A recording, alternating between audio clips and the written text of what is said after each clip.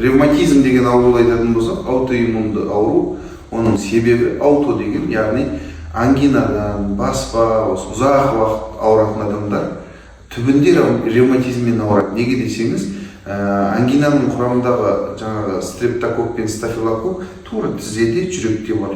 Сол үшін ангинамен ұзақ ауырғанда организмнің қорғаныш қасиеті өзіңнің тізеңді де, буындарыңды да, жүректі де қабылдырып тастайды. Сондықтан да біздер өзіміз білеміз, ұзақ уақыт ангинамен ауырып келген адамдардың уақыт келе ревматизм, жүрек ревматизмі, буындағы ревматизмдермен ауыратын. Сондықтан да ертең күні ревматизммен ауырмайын десеңіз, бүгін ангинадан арылудың бірден бір жолы, мысалы үшін кейде біздер таблетка қолданып жатады ғой, таблетканың өзіне организмде толерантность болады да көмектеспей қояды. Сондықтан табиғи народный халық медицинасы бар, яғни 2-3 сеанстан кейін сіз мүлдем осы ангинадан мүлдем ұмытасыз ол ауруды. Біріншіден ұмытасыз, екіншіден ертең болашағыңызда ревматизм деген ауруды мүлдем көрмейсіз.